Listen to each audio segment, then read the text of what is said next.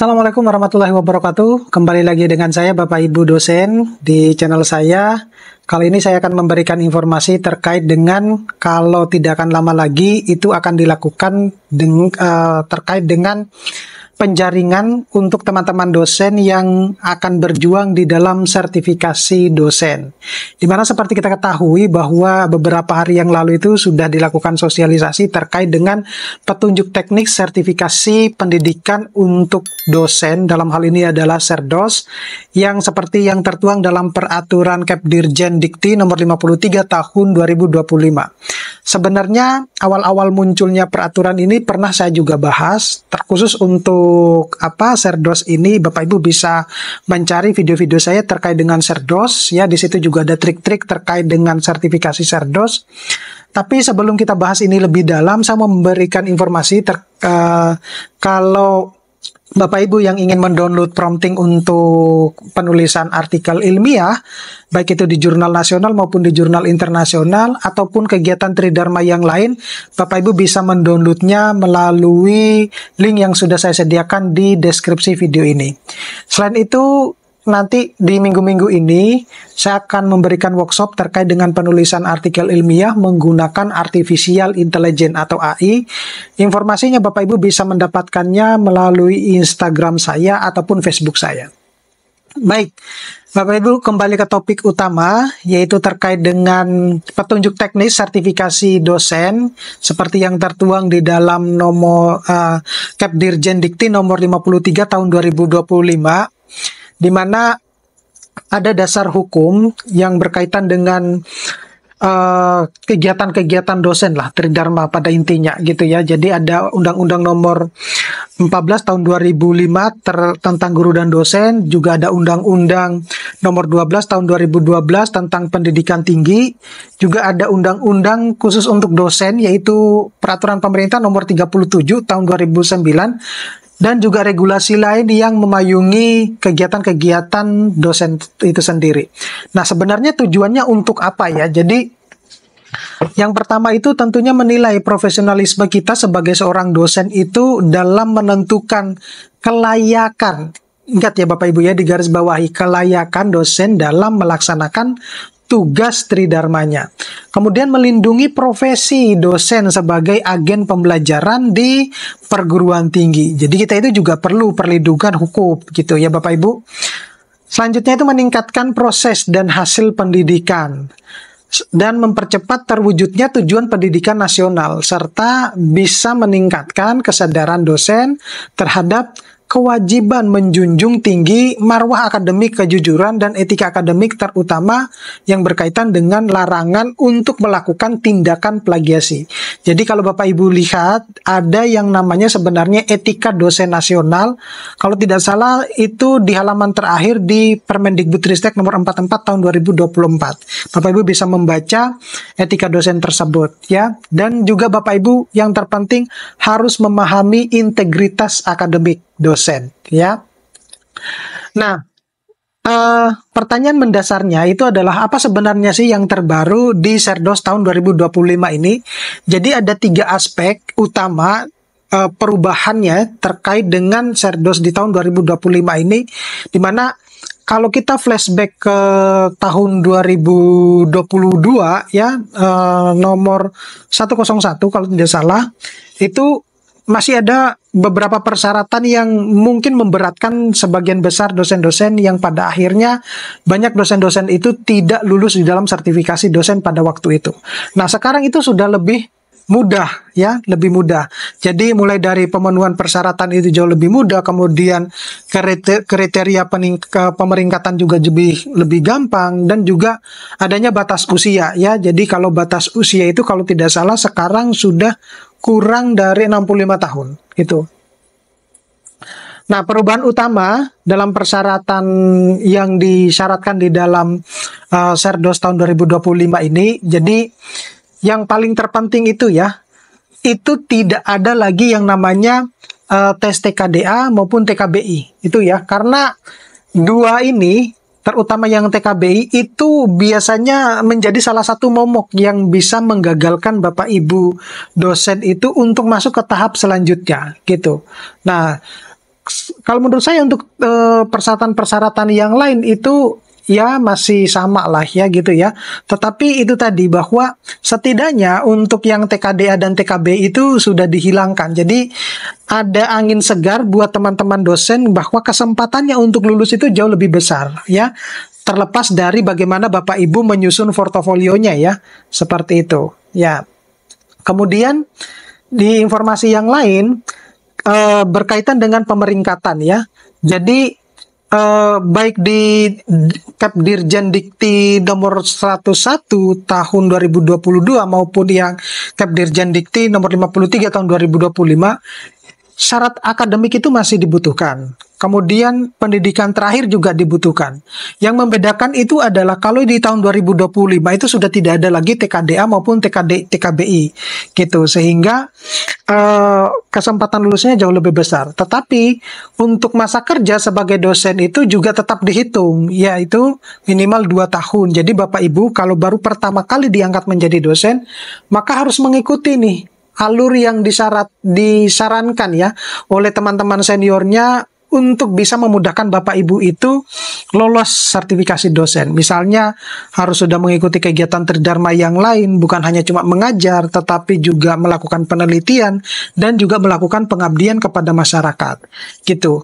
Nah, berbicara terkait dengan batas usia maksimal itu kalau yang Kepdirjen Diktiristek ya nomor 101 itu kurang dari 70 tahun. Sedangkan yang untuk Kepdirjen Dikti nomor 53 tahun 2025 itu kurang dari 65 tahun, ya.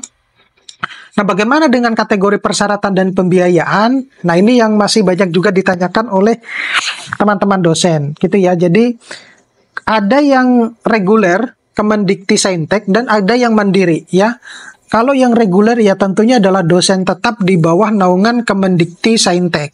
Sedangkan yang mandiri itu bisa dosen tetap non ASN dengan perjanjian waktu tertentu atau dengan dosen tidak tetap. Jadi kalau kita mengacu kepada peraturan Kepmendristek Dikti nomor 500 tahun 2024 itu dosen itu hanya tinggal dosen tetap sama dosen tidak tetap gitu. Nah, berbicara tentang pembiayaan ini adalah biaya penyelenggaraan Serdos untuk dosen tidak tetap dan dosen non-ASN yang diangkat dalam waktu tertentu yang memiliki NUPTK, ya Bapak Ibu ya, dibebankan kepada anggaran perguruan tinggi atau dosen yang bersangkutan, semacam itu. Nah, sisanya kalau untuk yang dosen ASN, nah tentu mungkin itu dibiayai ya oleh Kemendikti Saintek sendiri gitu. Nah, bagaimana dengan persyaratan peserta sertifikasinya? Nah, ini yang paling Bapak Ibu harus perhatikan nih. Jadi, kalau untuk persyaratan saya kira tidak terlalu ada perbedaan yang signifikan ya. Jadi, yang pertama tentunya kalau dulu harus memiliki NIDN, sekarang sudah harus memiliki yang namanya NUPTK. Gitu ya, baik itu dosen tetap maupun yang dosen tidak tetap. Kemudian memiliki jabatan akademik minimal asisten ahli, ini sama dengan aturan-aturan yang sebelumnya. Dan memiliki masa kerja sebagai dosen sekurang-kurangnya 2 tahun secara berturut-turut terhitung mulai dari TMT, pengangkatan pertama dalam jabatan akademik dosen. Nah, untuk pemenuhan persyaratan, jadi kalau Bapak Ibu pertama kali diangkat, maka ada pemenuhan persyaratan yang lain untuk bisa mengikuti sertifikasi dosen ini. Yang pertama itu adalah pemenuhan LKD BKD selama 4 semester atau 2 tahun secara berturut-turut, Bapak Ibu ya. Jadi kalau bertanya bahwa Kak, saya ada yang pada semester tertentu itu tidak mengikuti LKD atau tidak melaporkan LKD gitu ya. Kalau menurut saya selagi kalau misalnya itu sudah 2 tahun, Bapak Ibu sudah mengikuti 2 tahun atau bahkan lebih, ya bisa dilakukan, bisa mengikuti tetap mengikuti sertifikasi dosen. Kemudian memiliki sertifikat pekerti ataupun AA atau yang disebut dengan Applied Approach. Nah, pertanyaannya adalah apakah boleh mengikuti salah satu? Ya boleh gitu ya, mengikuti salah satu. Apakah Bapak Ibu mau mengikuti pekerti atau mengikuti AA? Tapi levelnya itu adalah pekerti dulu, baru Applied Approach itu. Nah, kalau dua-duanya itu lebih bagus. Jadi kalau saya menyarankan sebaiknya khusus untuk yang non pendidikan ya seperti dosen-dosen teknik misalnya atau dosen hukum, dosen ekonomi itu bisa sebaiknya mengikuti dua ini ya, Pekerti dan AA gitu. Dan itu sudah beredar ya informasi kapan akan dilaksanakan Pekerti, kapan akan dilaksanakan AA sepertinya itu. Gitu. Jadi sebaiknya diikuti dua-duanya kalau saran saya seperti itu karena salah satu outputnya itu adalah kita bisa menghasilkan buku ya, apalagi kalau sekarang itu kita menulis buku itu lebih cepat ya. Sudah saya sediakan promptingnya, Bapak Ibu bisa lihat di deskripsi dari video saya ini. Kemudian memiliki sekurang-kurangnya satu karya ilmiah yang diterbitkan baik di jurnal nasional terakreditasi ataupun di jurnal internasional. Asalkan kalau di jurnal internasional itu jangan masuk di dalam kategori jurnal predator. Kemudian yang harus diperhatikan itu adalah bukan diusahakan tetapi harus penulis pertama ya, bukan sebagai penulis anggota ataupun sebagai penulis corresponding, tidak diperbolehkan. Ya, jadi sebaiknya harus yang penulis utama ya. Nah, bagaimana dengan dosen yang status tugas belajar atau dibebaskan ini dari kegiatan Tridharma gitu ya? Nah, itu dapat juga diikutsertakan sebagai peserta serdos apabila dosen yang bersangkutan itu telah melaporkan kemajuan tugas belajarnya dalam sister BKD ya.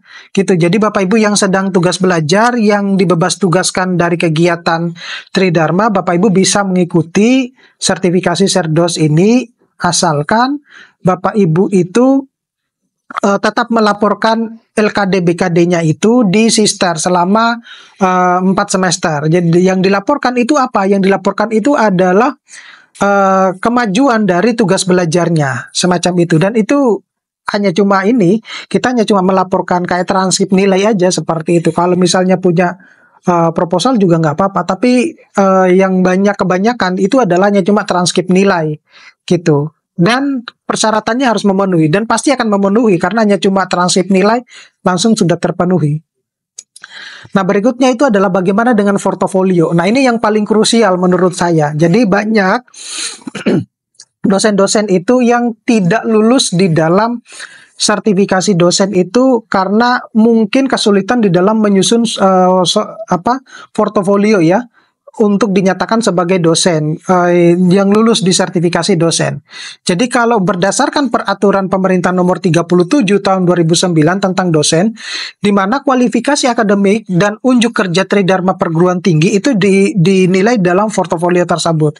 Kemudian dalam penilaian portofolio itu ada penilaian persepsi dari atasan, kemudian teman sejawat, ada juga dari mahasiswa dan diri sendiri tentang kepemilikan kompetensi pedagogiknya, kemudian profesional dan sosial maupun kepribadian. Termasuk Bapak Ibu itu harus mengajar gitu ya, harus mengajar secara langsung. Itu adalah pedagogiknya yang dinilai gitu. Kemudian yang paling menantang tentunya adalah pernyataan diri tentang kontribusi dosen yang bersangkutan dalam pelaksanaan dan pengembangan Tridharma perguruan tinggi. Nah, bagi Bapak Ibu yang mungkin kesulitan bagaimana kita menyusun triknya menyusun pernyataan diri, kemudian bagaimana menghindari plagiarisme di dalam menyusun pernyataan diri ini, Bapak Ibu bisa lihat di dalam video saya yang khusus saya bahas terkait dengan sertifikasi dosen tersebut. Gitu. Jadi ada yang beberapa dosen yang memang menanyakan saran ya seperti apa yang harus dilakukan gitu. Tapi lebih lengkapnya Bapak Ibu bisa lihat di video saya yang khusus untuk sertifikasi dosen tersebut. Nah, bagaimana dengan dokumen pendukung portofolio? Nah, dokumen pendukung portofolio ini ada 2 tahapan kalau menurut saya, T1 sama T2 gitu. Nah, T1, Bapak Ibu akan masuk di T1 ini, itu adalah dokumen seperti misalnya daftar riwayat hidup, kemudian dokumen ijazah, kemudian dokumen keputusan jabatan fungsional dosen tetap, kemudian laporan LKD selama 2 tahun atau 4 semester itu, dan juga dokumen sertifikasi pekerti ataupun AA. Nah, setelah Bapak Ibu sudah mengumpulkan ini, Bapak Ibu akan masuk ke T2. Nah, T2 ini yang paling menantang nih. Jadi T2 itu Bapak Ibu harus melakukan data penilaian persepsi ya, yang dari teman sejawat, atasan, mahasiswa gitu ya. Kemudian dokumen pernyataan diri dosen dan unjuk kerja dari Tridharma Perguruan Tinggi. Jadi khusus untuk yang unjuk kerja Tridharma Perguruan Tinggi, Bapak Ibu bisa memilih salah satu. Apakah Bapak Ibu lebih menikmati mengajar atau lebih enjoy melakukan penelitian dan penulisan artikel, atau lebih enjoy melakukan kegiatan pengabdian kepada masyarakat. Milih salah satu, mana yang paling dijagokan gitu ya. Bukan berarti kalau katakanlah milih yang pendidikan, bukan berarti yang penelitian dan pengabdian dihilangkan, tidak bisa. Tetapi komposisi persentasenya itu yang paling besar dari ketiga tridharma ini adalah salah satu. Itu yang yang didominankan, seperti itu. Itu yang harus diperhatikan Bapak Ibu. Nah, nanti juga pada video berikutnya saya akan berbicara terkait dengan alur Serdos ya, biar Bapak Ibu paham seperti apa. Nah, bagaimana dengan kelulusan? Ini yang paling ditunggu-tunggu oleh teman-teman dosen. Nah, ada peserta yang lulus, ada peserta yang tidak lulus. Kalau peserta yang lulus tentunya dia sudah memenuhi kriteria-kriteria yang sudah dipersyaratkan di dalam sertifikasi dosen tersebut. Seperti apa misalnya? Mulai dari penilaian persepsi, kemudian pernyataan diri dosen oleh asesor, dan juga penilaian akhir dari portofolionya. Itu kalau dinyatakan lulus. Nah, kalau yang tidak dinyatakan lulus, itu yang pertama itu dia tidak memenuhi nih kriteria dari penilaian minimal terkait dengan deskripsi ataupun pernyataan dirinya gitu. Jadi asesor itu menilai deskripsi diri Bapak Ibu itu dia punya nilai ambang batas gitu. Dan itu ya rahasianya para asesor. Kemudian tidak menyelesaikan seluruh rangkaian kegiatan Serdos ya. Seperti misalnya penilaian penilaian dari atasannya itu tidak lengkap mungkin, kemudian menyusun deskripsi dirinya juga tidak lengkap. Itu yang menjadi salah satu juga indikator bahwa Bapak Ibu bisa dinyatakan tidak lulus ataupun terindikasi tindak plagiat ya dalam pemalsuan dokumen. Ini banyak juga terjadi. Jadi di video saya yang lain terkait dengan sertifikasi dosen, saya juga memberikan trik-trik biar Bapak Ibu itu terhindar dari plagiat. Silakan Bapak Ibu lihat di video saya yang berkaitan dengan Serdos tersebut gitu. Mudah sebenarnya kalau kita mau bukan menghilangkan tapi menghindari ya, biar kita itu tidak terjadi plagiarisme ya, terutama di dalam menyusun portofolio kita. Nah, bagaimana dengan informasi berapa kuota yang dibutuhkan di dalam sertifikasi dosen di tahun 2025 ini? Kuota dosennya itu sekitar 15.000 yang akan diberikan kesempatan Bapak Ibu itu bisa lulus ya, mendapatkan sertifikasi dosen tersebut.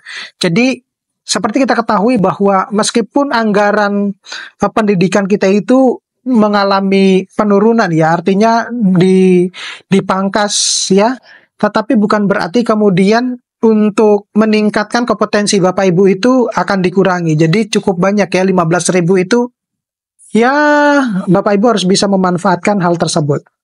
Oke, mudah-mudahan ini bisa bermanfaat buat teman-teman dosen yang lagi berjuang untuk sertifikasi dosen. Pantau terus ya terkait dengan sertifikasi dosen ini, saya akan memberikan informasi-informasi menariknya. Nanti kita akan ketemu pada video-video berikutnya. Saya akhiri, assalamualaikum warahmatullahi wabarakatuh.